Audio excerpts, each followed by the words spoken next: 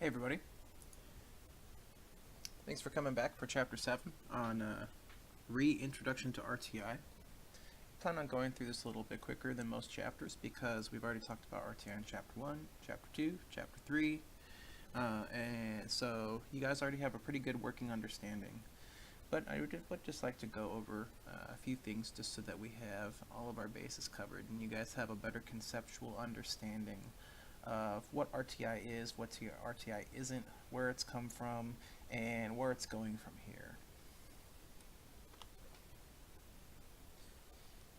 So RTI was based on a need for change in education in general, in special education, and how we're viewing this idea of disability.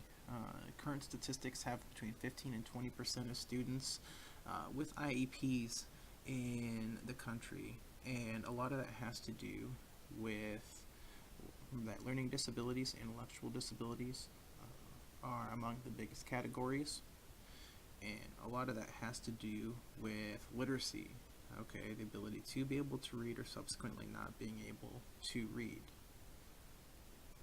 Now, even back from No Child Left Behind, one of the big designations that's happened is, at least for alternate assessments, we now have a 2%, well almost 2% cap on students that are going to be eligible for alternate assessment to not count against schools in accountability measurements. Now, that is changing a little bit with the Every Student Succeeds Act, but the reauthorization of No Child Left Behind with some kind of like No Child Left Behind Plus, with some more multifaceted evaluation, among other things.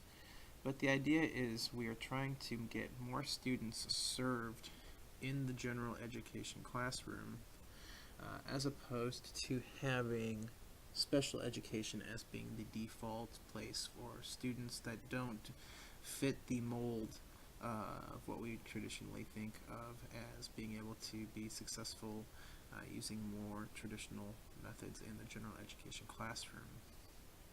That also being said, we don't want to leave you guys hanging either as general educators, elementary educators. We don't want to be the only people with specialized training in special ed. We want to pass on tools and resources to you guys as well, because we don't want your primary response to, oh no, I'm having an issue, is, let's go, let's do the special ed thing, because it might be appropriate, it might not be appropriate, but there are some tools in the toolbox that we can use to make that a little bit better. So what does response to intervention do? It's the idea of early intervention, okay? We also have this idea of a team game. Like we said, we're not trying to leave you hanging. The multidisciplinary team, or RTI team, is going to consist of special educators, general educators, administrators, learning interventionists or specialists, which may or may not be special educators, reading recovery specialists, could be speech therapists for speech and language disabilities, a whole bunch of people all working together for one goal of trying to help the students. Remember that RTI isn't meant to be a system to meet numbers for any particular reason. RTI uses numbers and data to try to help students. Okay, that's one thing that we're going to talk about a little bit later on.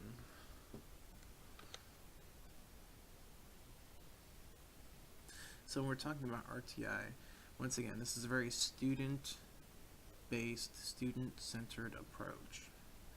So some questions, understanding our students, right? Who are they? What are their strengths? What are their weaknesses?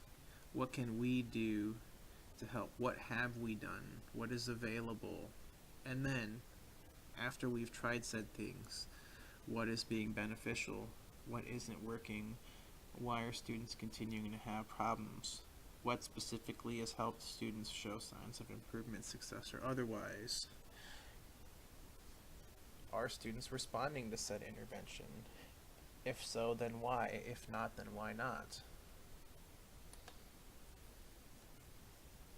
So you guys should all be familiar with this pyramid Tier 1, about the top 80% or so of performing students.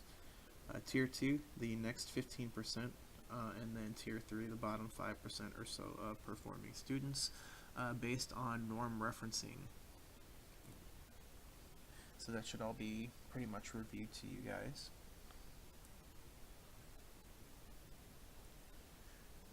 But this next little conceptual model I want to show you guys is kind of our circle of decision making, or our circular process of RTI, and the three components that we use: data, problem solving, and instruction/intervention.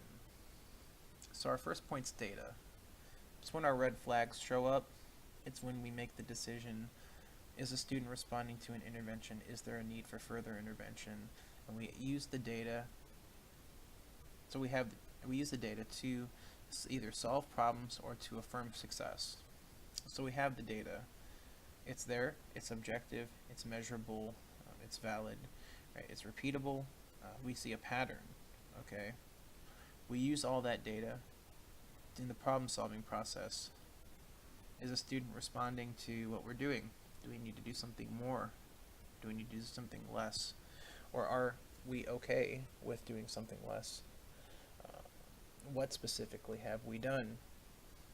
What can we do more? What can we do differently? And then we go into the actual application of problem solving, which is the actual instruction, the intervention. So we've taken the data, we figured out what needs work, we research how, and then we go out and we do it.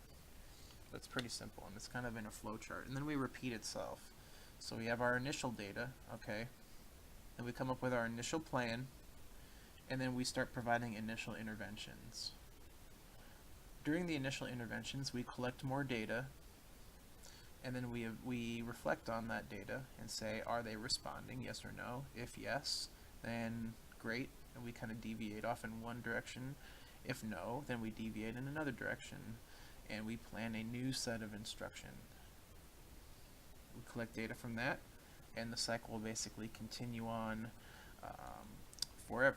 And this is true even for Tier 1 students, because we always want to provide good, scientific-based, research-based, and data-driven instruction for everybody, even in Tier 1. You can see that our progress monitoring can go up and down. Are children responding? If so, then why? If not, then why not? What more can we do? What can we do differently?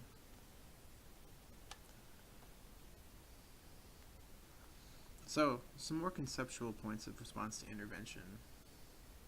Some major misconceptions. Response to intervention is not special education. We do not even refer students for special education until they have demonstrated that they have not responded to each of the three tiers of increasing levels of interventions, and we have data to be able to prove that. Okay. RTI is really neither a program nor a specific assessment, such as DIBELS or any other standardized testing, NWEA, DRA, or literally anything else under the sun.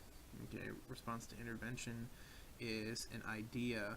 Okay, it's a system. It's also not a curriculum. Okay, we can use our pre-existing curriculum. We don't need to buy anything. We don't need to add anything. We don't need to remove anything. As long as we're using our state standards or Common Core standards, depending on the state or whatnot, we have all the tools that we need.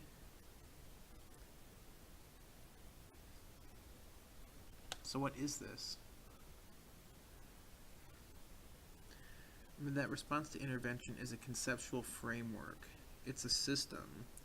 Whereas any student that may need help can get it before whatever their specific weaknesses is, or whatever their specific weaknesses are, or whatever is causing their dip or lack of subsequent performance or their struggles can be caught, and we can provide them a little bit of extra help, and in many cases we can get them right back on track. if we try things and we collect data and to show that there is still a continued need, well then we have quite a bit of data for special ed evaluation that we can pass along to the evaluation committee.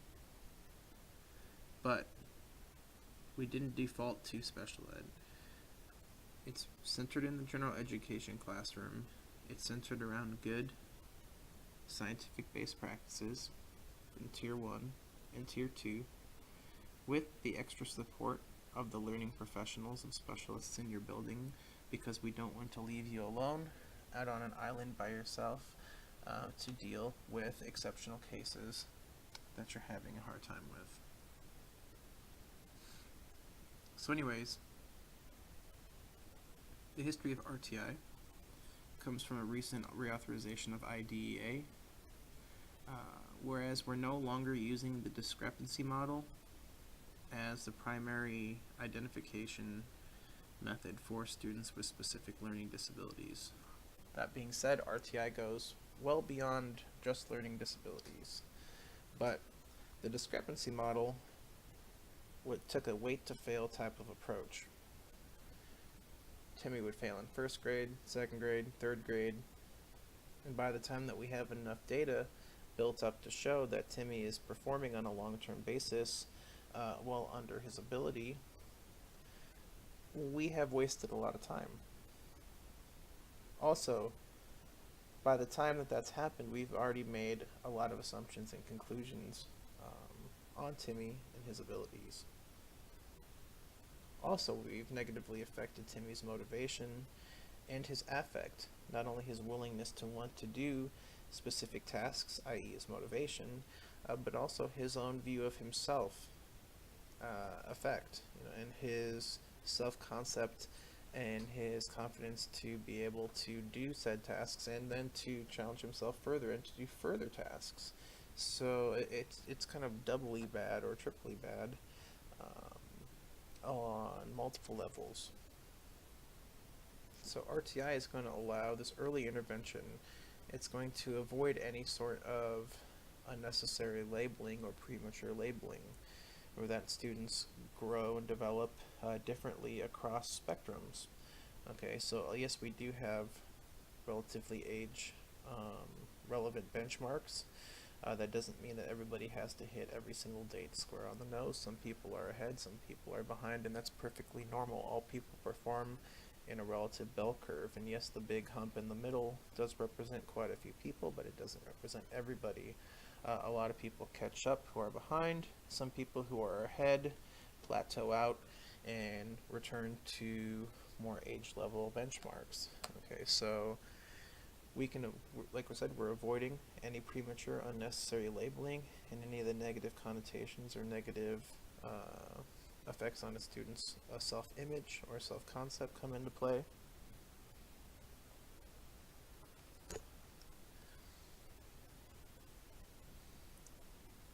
So ultimately, we're having less students identified, and we're having a less need for IEP process and for special education as a whole. We're educating more people in the general education classroom with their age peers, which is great and good, and we're having more emphasis on scientific-based instruction and differentiation in the general education classroom, and we're fostering more teamwork, more collaboration as opposed with other professionals, special educators, intervention specialists, etc., as opposed to compartmentalizing and segregating people, where it's like, I'm going to do my one lesson, and the people that get it is great, and the people that don't get it, you get sent over here, you get sent over here, and that's it. We're not doing that anymore.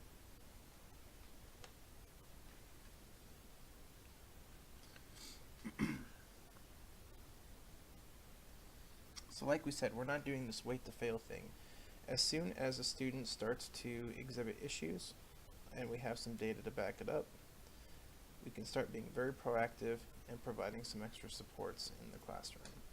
And whether it's just a little bit of small group reinforcement, whether it's tiered independent practice or stations or any sort of other independent activity, um, whether it's mixed ability grouping, whereas we give developmentally appropriate roles within said group and allow maybe higher ability students to be able to take more tutor, mentor, or other types of supporting roles, while allowing other students to be able to fully participate and learn and develop also those interpersonal relationships with other age peers and classmates. But it's also good because there's a lot of students that are getting more access to help early on and to specialist help and interventions, specialists, and any sorts of tier 2 or tier 3 things without having to get special education involved, getting labeling, getting IEP, case conferencing, evaluations, or anything else. So everybody's going to have access to the reading recovery specialist. If they start to struggle to the point where they need, some pull-out either tier 2 or tier 3 supports, they're going to be able to have that. They don't have to be found eligible to fit in one of the 13 little boxes. We just start right away and we get them going.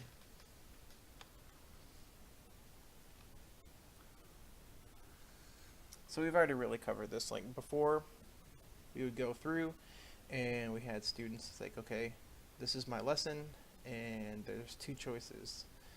It's my way or the highway, right? So either you can conform and fit the mold, or we're going to find a place where, some other place that can help you other than here.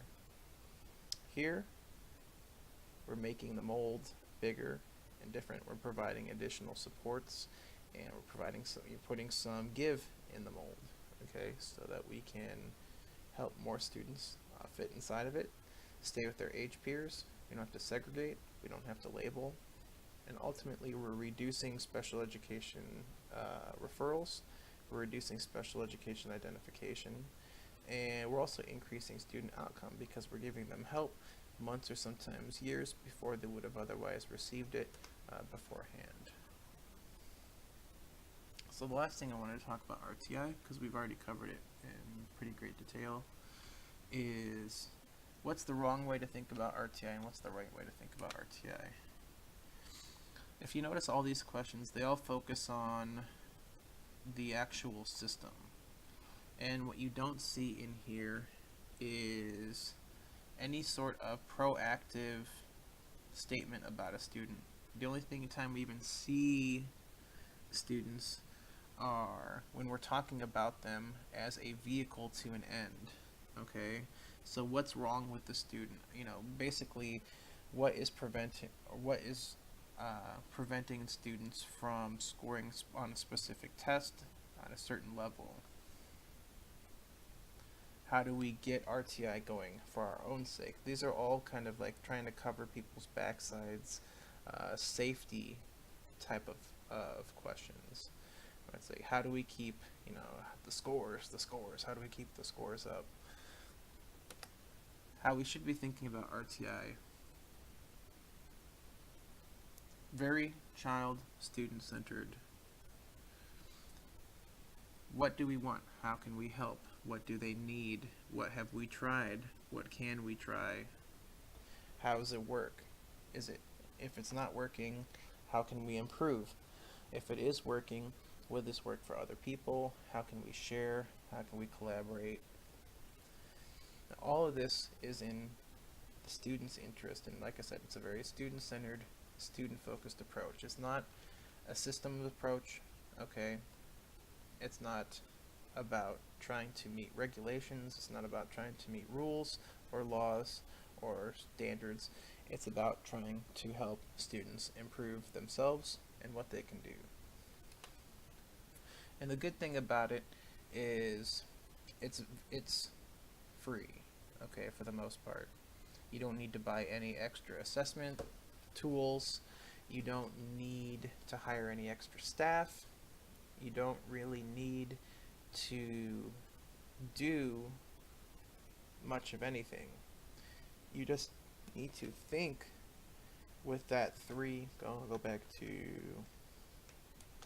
you need to just think with our 2 models, our 2 visual models here, our framework of data problem solving and intervention, and this idea of the pyramid, whereas we have good direct instruction, scientific-based direct instruction with frequent monitoring, progress monitoring, and evaluation, small group intervention, and then one-on-one intervention, because those are the 3 increasing tiers of the type of assistance that we can give students.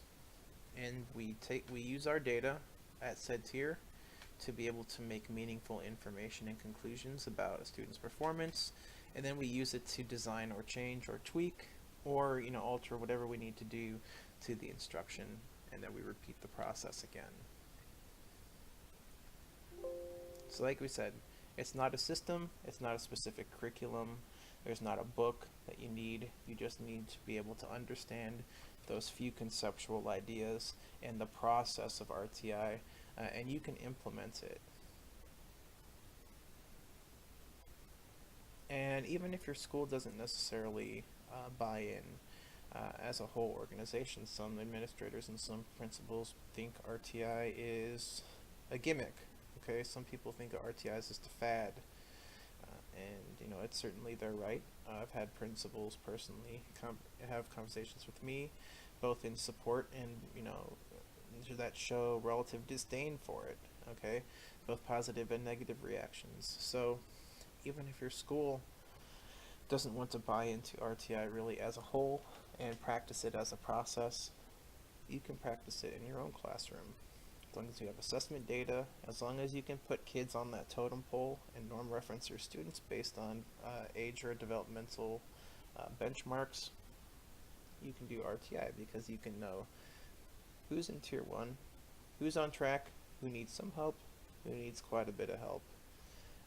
Because at any time you can always refer a student for special education services, and you're going to have, by using this method, a lot of data to be able to rationalize your decision. But the opposite of that is with the increasing level of interventions, and especially with the catching things early before a kid gets 2 or 3 grade levels behind. Let's start in grade 1 and start helping him then, so that even by grade 2, by grade 3, even if we don't necessarily stop a deficit, we can slow it. Sometimes we can stop it, but even if we do slow it, just a little bit, a lot, or whatever, we've had, and that little bit of improvement is going to add up, especially over the time that we would have otherwise lost by waiting for the student to fail and to be able to meet that discrepancy criteria from the old definition of IDEA.